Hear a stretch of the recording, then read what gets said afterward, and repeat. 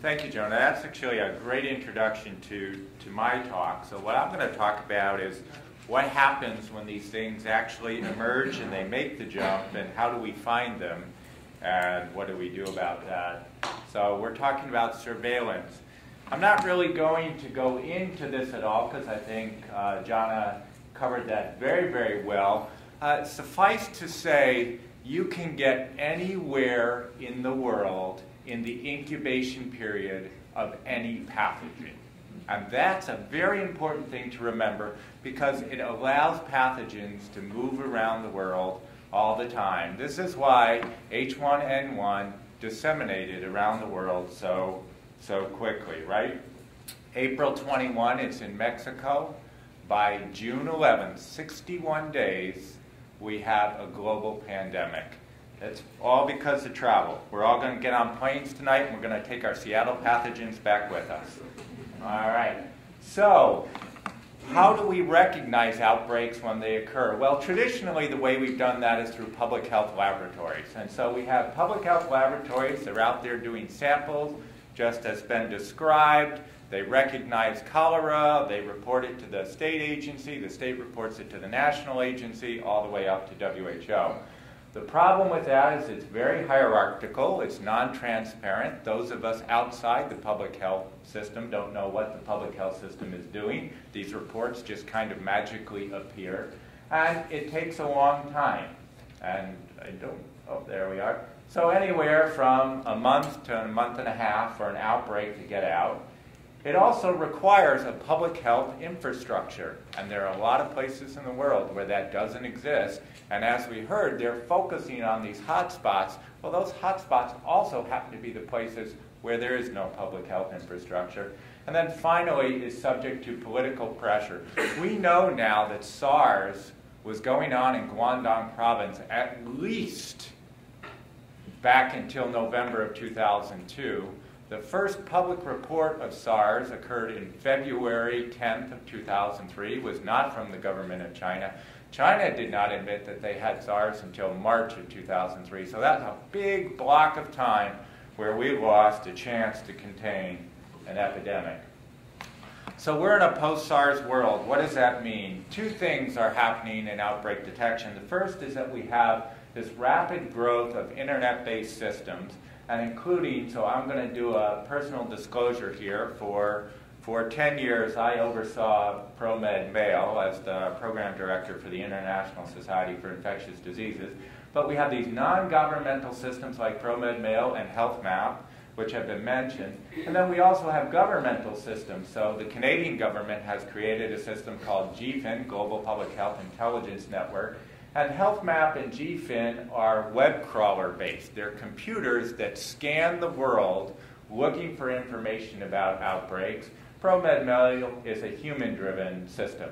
The second thing that we had, which was also a direct consequence of the SARS pandemic, was the revised international health regulations, which now require all countries to mandate reporting of public health emergencies of international concern.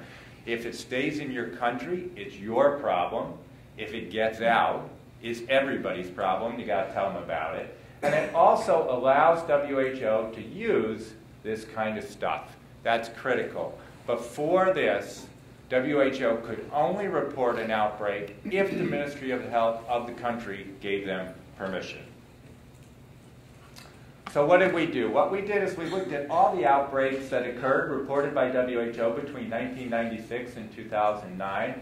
We limited it to human, but there's no reason why you couldn't do this with animals, plants, or other things. We looked at non-endemic infectious diseases, and you had to have at least a few cases. We didn't look at one. We supplemented this from databases from ProMed Mail, HealthMap, and GFIN, and we just said what happened over time to recognizing outbreaks. And so this is where all the outbreaks occurred. So there were, when we were done with this, we came up with about 400 outbreaks over this roughly 13-year period. 53% occurred in Africa, and the rest are kind of scattered all around the world. The single most common disease reported, 29% of all outbreaks, was cholera, and then it kind of goes from there. What did we find? Well, that we found when you go back and actually try to figure out when does an outbreak start, and that actually turns out to be very difficult to do. When an outbreak starts and you map it forward, on average, over this time period, it took 23 days to figure out when an outbreak started to somebody to say, there's something wrong here. Okay, so that took 23 days. It took 32 days to get from the start of this outbreak to somebody actually going out in public and saying, you know, I think we're having an outbreak. It took 35 days for a laboratory to say, yeah, you're having an outbreak, and it's an outbreak of cholera or Ebola. And it took 48 days on average for the WHO to say there's an Ebola outbreak in the Congo over this period. But as interesting as that is, what we want to know is how we're doing over time. Are we getting any better? And so what you see on this, and I apologize, these are pretty complicated graphs, but this is time of outbreak to discovery. So that first number that we looked at, which was, whoops, my slide disappeared, which would be 23 days. So this is the 23 number. We're going to look at the 23 number, and we're going to look at the 32 number and see how they went over time. And what you can see is that over time we are actually getting better. There are some outliers, but things in general are getting tighter as we move from 96 up to 2009, both in terms of recognizing outbreaks and communicating them to the public. What about by region? Well, if you break it out by region, so here's all the outbreaks that occurred in Africa, and if you remember, sub-Saharan Africa accounted for 53% of all the outbreaks in our database, but you can look at the Americas on average are a little bit faster, Eastern Mediterranean, you got Europe, Southeast Asia, and the Western Pacific. The bar on the right is outbreak discovery, the bar on the left is public communication. So this is when somebody figures out there's a problem. This is when they decide to tell the rest of the world about it. What we're looking at here is what we said is, okay, now let's compare 1997 with 1996, 1998 with 1997, and how are we doing incrementally over time.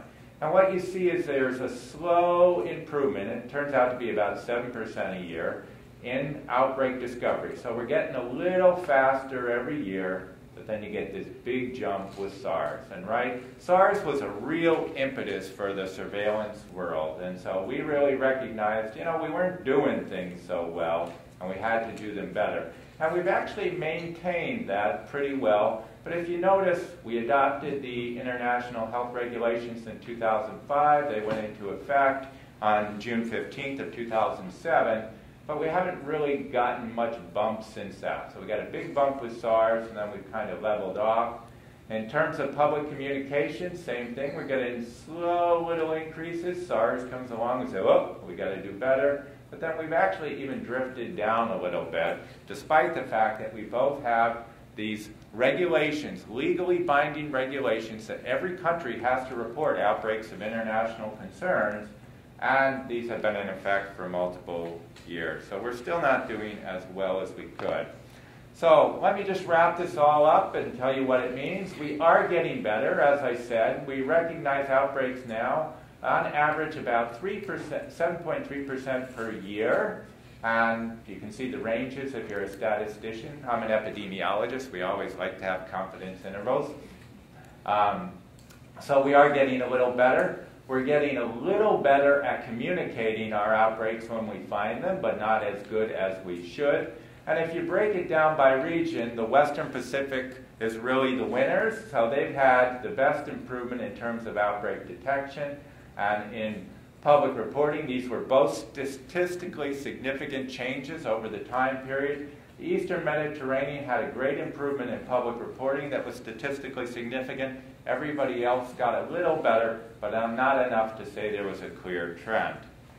I'd just like to thank the people who did actually all the work. So this is a collaboration between us at McGill and the Children's Hospital Informatics Program led by John Brownstein. John is also the head of Health Map. Emily Chan is a master's student who actually had to slog through all those outbreaks to pull out the data that I just showed you so quickly. The Public Health Agency of Canada, which runs GFEN, which is a phenomenal contribution to public health around the world, and then the International Society for Infectious Diseases, you see there, and funding provided by Google. Thank you very much.